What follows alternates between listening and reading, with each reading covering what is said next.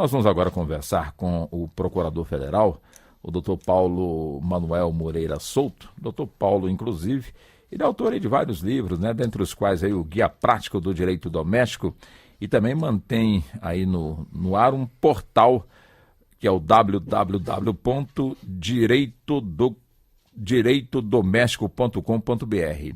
E nós vamos conversar com ele sobre um julgamento, e que nesse julgamento acabou então beneficiando aí irá beneficiar milhares de idosos e também pessoas com deficiência pelo país, já que ficou, portanto, julgado e aprovado para que essas pessoas idosas e também pessoas com deficiência possam ser alcançadas aí pela concessão do benefício assistencial a mais de um membro, né? Ou seja, normalmente esse tipo de assistência da Previdência alcançava uma pessoa da família. Então agora vai poder alcançar mais uma. Então nós vamos conhecer os detalhes deste assunto com o nosso convidado, né, doutor Paulo? Bom dia.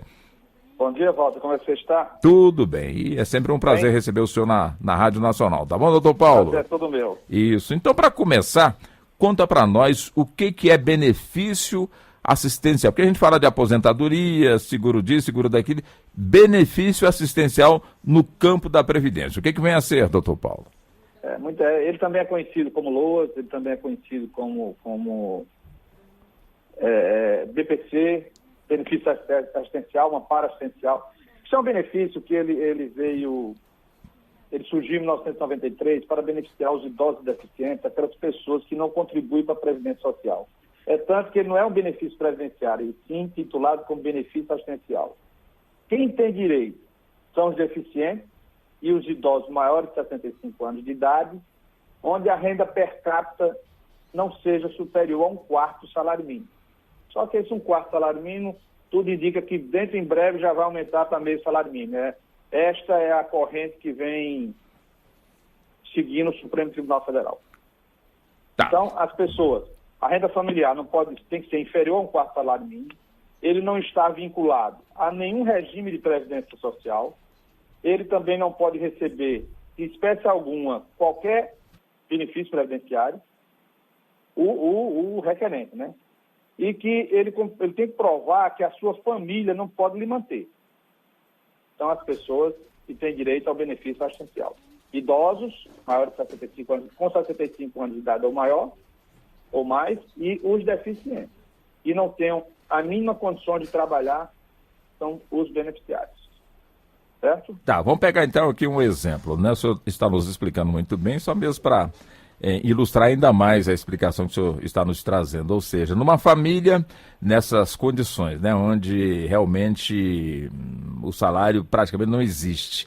E temos nessa família uma pessoa idosa com mais de 65 anos, que nunca contribuiu e que estaria, portanto, a merecer esse benefício assistencial. Mas também tem uma criança que nasceu com um problema, ou seja, uma criança que tem, portanto, as suas necessidades especiais. Antes dessa matéria passar pelo crivo do Supremo, então, o benefício alcançava uma ou outra dessas pessoas, não alcançavam as duas, seria isso, doutor Paulo? Antes dessa decisão, só um teria direito de receber. Só um teria direito. Essa decisão do Supremo foi exatamente uma disputa entre duas leis. O Estatuto do Idoso e a Lei do LOAS, que é de 93, o Estatuto do Idoso e o Estatuto do Idoso. Então, com esta nova decisão, 5 situações surgiram, novas situações que vão beneficiar essas pessoas. Eu acredito que no final eu vou explicar que uma ainda pode surgir. Com esta nova decisão, como é que ficou agora? Quando o benefício for requerido por um idoso com 65 anos de idade, não deve entrar no cálculo da renda, ou seja, ele deve ser excluído para se calcular a renda per capita da família. Tem que se excluir outro benefício assistencial que seja recebido por um idoso, ou seja, se já na casa já tem um idoso que recebe, essa renda, esse benefício tem que ser excluído do cálculo da renda. Quando existe uma pessoa deficiente já recebendo o benefício, também deve ser excluído da renda, do cálculo da renda. E outra grande novidade é quando o idoso recebe uma aposentadoria ou uma pensão por morte no valor de um salário mínimo também deve ser excluído do cálculo da renda per capita familiar. Ou seja, 3 situações novas surgiram para o idoso, que vai requerer o benefício. No caso do deficiente, o que foi que ocorreu? O benefício para ele. Deve-se excluir um benefício assistencial já recebido por um idoso, exclui-se da renda per capita.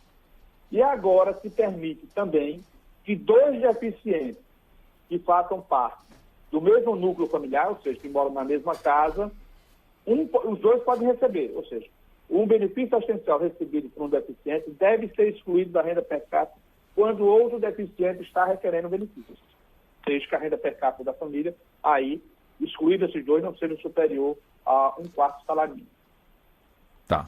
Essa matéria já está valendo ou tem que aguardar aquela fase do transitado julgado, doutor? Não, essa matéria já é, como diz no jargão popular, é prego batido e ponta virada. Não Pronto. cabe mais recurso. Por quê? Porque a Advocacia Geral da União já baixou uma instrução normativa, ou seja, instrução normativa 202/2014, publicada no Diário Oficial da União, de 11 de julho, onde autoriza, não digo nem autoriza, onde ela determina que os procuradores federais, quem são os procuradores federais? Que são os advogados do INSS, para desistirem de todos os recursos interpostos que se enquadram nessa situação. Não recorrerem de sentenças onde existam essas situações. Se o processo ainda estiver em fase de contestação, apresente proposta de acordo. Agora, a minha preocupação maior é que as agências do INSS ainda não receberam instruções para enquadrar essas novas situações no deferimento dos benefícios. É tanto que, na sexta-feira passada, eu liguei para uma agência perguntando se eles já tinham recebido instruções. Até a presente data, não receberam.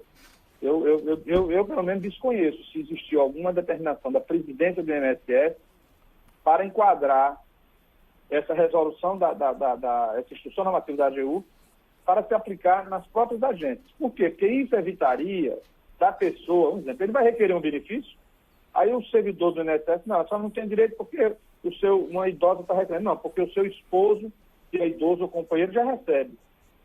Se ele não tiver uma instrução normativa do INSS, ele vai indeferir porque a lei não prevê essa situação. Então, tem que haver determinações da presidência do INSS para a base. A base o quê? Para as agências. Porque se for indeferido, o requerente vai pleitear na justiça. Ou seja, vai ter que pagar um advogado para ter um benefício onde a própria Advocacia Geral da União já reconheceu. Quer dizer, nesse caso, então, né, só reforçando, vamos supor, numa residência tem ali no caso, o cônjuge masculino já recebe e a partir de agora também o cônjuge feminino também vai poder receber. Pode receber. Estando o cônjuge masculino recebendo um LOAS, uma aposentadoria ou uma pensão por morte no valor de um salário mínimo. O outro cônjuge que não recebe pode receber um benefício assistencial. E é bom que fique bem claro, benefício assistencial para quem nunca contribuiu com a Previdência. Nunca contribuiu para a Previdência Social. Ou seja, pessoal da área rural, pessoal... Esse benefício ele é administrado pelo INSS. Tá. E qual seria, assim, o ponto de partida, a partir de agora, para o pessoal, como diz na linguagem bem popular, correr atrás, doutor Paulo? Eu pegaria uma cópia da Instrução Normativa 02/2014, ia na agência e requeria o benefício. Não, você não pode, você não tem. Aí a parte interessada apresentava ao servidor, você não tem conhecimento disso aqui não, já saiu, o governo já reconheceu. Eu tenho certeza, se o servidor não tiver conhecimento, ele vai chamar o gerente da agência, que toda agência da Previdência Social tem um gerente, ele vai mostrar, olha aqui o que é que o cidadão está trazendo aqui, me mostrando, e como é que nós não estamos tendo conhecimento. Aí o gerente vai partir para as instâncias superiores para saber como deve proceder. Eu acho que o primeiro passo é esse, tem que dar o pontapé inicial assim. Se não houver, olhe bem, se não houver ainda uma instrução da presidência do INSS para as agências da Previdência Social. Aí ele deve agir dessa forma. Baixa no Google, se você botar no Google, você baixa essa instrução, imprime e vai na agência, não tem problema algum. Eu lhe digo, eu como procurador federal, só trabalho com processo eletrônico de benefícios assistenciais e previdenciários, e eu já fiz várias propostas de acordo para conceder benefícios e vários já foram homologados pelo juiz federal aqui em João Pessoa. Agora, quando se chama a atenção, né, do pessoal correr no Google, quer dizer, são expressões que para muitos são desconhecidas. Daí a necessidade, né, como orientação, de buscar, vamos supor, o pessoal que mora e trabalha na área rural, procurar a Federação de Agricultores ou sindicato, para buscar essa ajuda, né, doutor Paulo? Exatamente, eu só tenho medo, eu sou muito sincero em dizer, e o sindicato diga, não, procure o nosso advogado. Aí o advogado, não, tem que entrar na justiça. Eu recebo isso somente. E entrar na justiça vai cobrar também, né? Se não há necessidade, ele vai cobrar. O meu receio é esse, se procurar um sindicato rural ou uma associação rural, eu tenho receio de que ele diga, não, procure nosso setor jurídico, eles entram com... Não, tem que requerer administrativamente. É só pedir, olha, eu queria uma cópia disso aqui. Só que no meio rural nós sabemos, quando a parte interessada vai a uma agência no interior, eles dizem logo, qual o seu sindicato? E parece que já existe uma instrução para direcionar o cidadão para o sindicato, para ele requerer um benefício, aí o sindicato vem com sua assessoria jurídica e vai criar um processo judicial, sem necessidade, não precisa mais de processo judicial. Já foi reconhecido na esfera administrativa pela advocacia do governo. Ou seja, se a Advocacia Geral da União reconheceu, só cabe ao INSS agora baixar instruções normativas e mandar aplicar a decisão do Supremo a todos os interessados e beneficiários. Uhum. Então, é jogar no Google e buscar qual documento. Você pode repetir, doutor Instrução Paulo? normativa número 2/2014 da Advocacia Geral da União. Só isso? Essa instrução aí sai normativa, o documento, a cópia do documento, e com esse documento vai até a agência do INSS. Agência e pergunta, você não tem conhecimento? Não, olha aqui, o governo já reconheceu. Realmente, quer dizer, é muito simples, né, doutor? É muito simples. Eu acho que deveria ter saído o quê? A instrução normativa da AGU, conjuntamente com uma instrução do INSS. Poderia ter sido uma instrução normativa conjunta. Exato. Existe tanta portaria conjunta. Por quê? Porque os dois ministérios se juntariam e baixariam uma instrução onde beneficiaria a todos.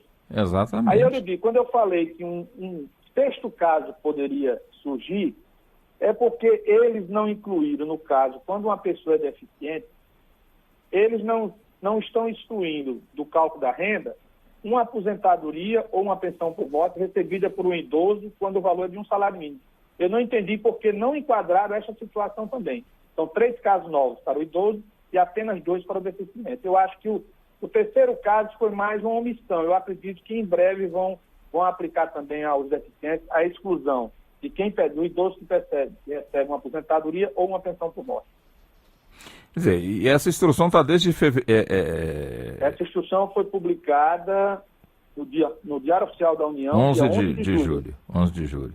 Então... Agora foi pouco divulgada, viu? Praticamente nada, né, doutor? Praticamente... Eu estou divulgando por quê? Porque como eu escrevo artigos, eu tenho coluna de jornais, e eu fiz uma matéria sobre isso.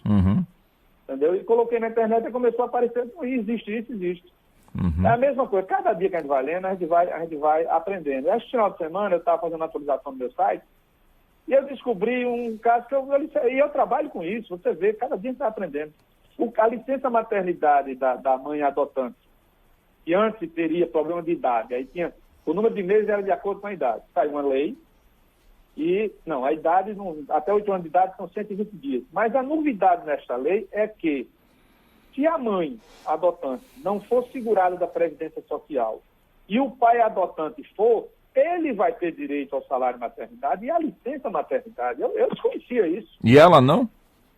Não, por quê? Porque como ela não é segurada da Previdência Social, ela não teria direito. Por quê? Porque não é segurada da Previdência Social. Ué? Mas o marido trabalha. Se o marido trabalha, quem vai ter direito é ele. A novidade também não se divulgou.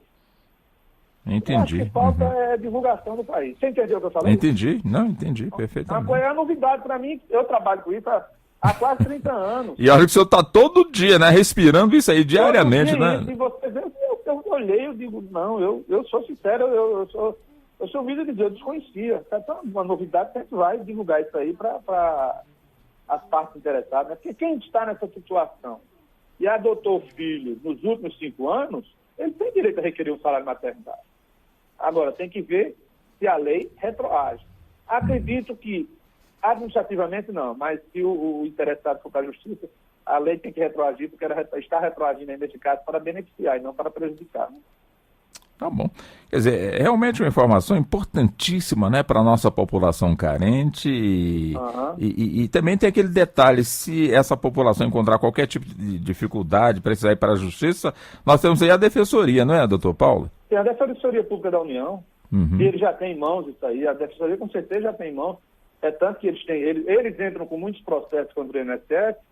Esta semana eu acredito que em 3 casos que eu fiz acordo, em 3 não, dos que eu fiz acordo, 3 o advogado era da advocacia da Defensoria Pública da União.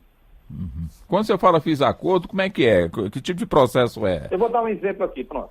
Vamos dizer que eu estou com um processo onde um idoso requereu o benefício, mas o INSS indeferiu porque o outro idoso que é companheiro, é casado, moram na mesma residência, o outro idoso recebia uma aposentadoria por idade no valor de um salário mínimo. Aí o INSS indefere porque a renda per capita aí seria acima de 1/4 salário mínimo. Ou seja, se ele recebe um salário mínimo, moram 2 pessoas, dá meio salário. Então ele indefere que é acima de 1/4.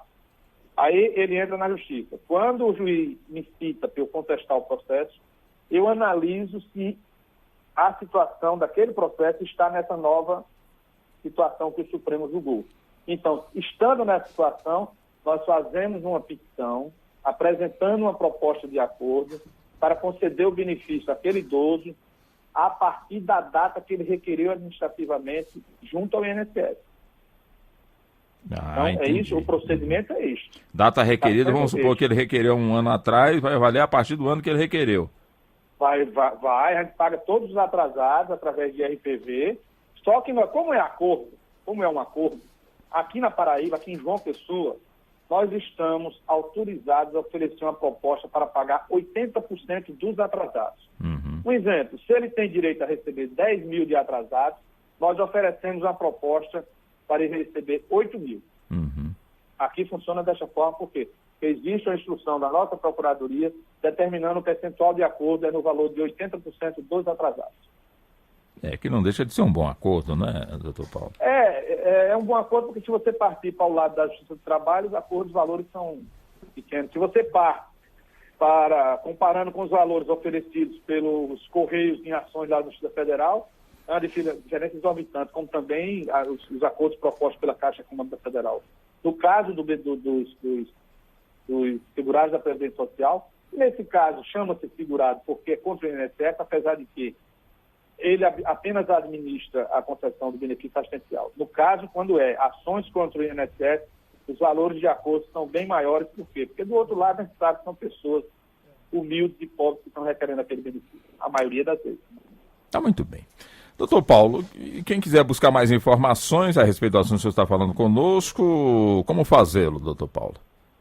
Você pode consultar o nosso site na internet, o site www.direitodoméstico.com.br. Lá tem muita informação. Tudo que lá está apresentado é inteiramente gratuito, ninguém paga nada para ter acesso às informações, aos documentos lá disponibilizados, a pessoa pode baixar e pode até mandar tirar suas dúvidas. Tem uma equipe para tirar essas dúvidas das pessoas. Também inteiramente gratuito. Nada é pago, é tudo, bom no popular, é tudo free, é tudo 0800, é tudo de graça. Não tem nada pago. Tá ótimo, então não precisa da figura do intermediário, não precisa nada disso, né, doutor? Não precisa da figura do intermediário, normalmente gosta de dar uma facadinha aí, não é? Eu acho que é tanto que o nosso site está há 16 anos no ar, é um site de grande interesse público. Ou seja, não custa nada um profissional disponibilizar informação na internet para o povo. Eu faço isso por quê? Porque eu estudei em escola pública, desde criança, entendeu? Meus pais, na época, tinham condições de pagar uma escola privada, mas eu estudei em universidades federais. Eu acho que é um meio de eu pagar a sociedade que eu usufruí gratuitamente onde minha família poderia pagar. Né? Eu acho que todo mundo poderia dar tirar um pouquinho do seu tempo para prestar informações à sociedade gratuitamente, não custa nada. Acho que não. Tira um pouco do seu tempo, não custa nada você estar dando informações à sociedade. Concordo plenamente com você. Vale a pena. É prazeroso. Com certeza. Doutor Paulo, foi um prazer conversar com o senhor. Agradecemos pela atenção, tá bem? Eu que agradeço, Walter. Muitíssimo obrigado pelo espaço aí cedido. Obrigado ao senhor pela gentileza e pela atenção. E parabéns pelo trabalho. Muito obrigado, doutor Paulo. Muitíssimo obrigado, Walter. Um abraço. Outro.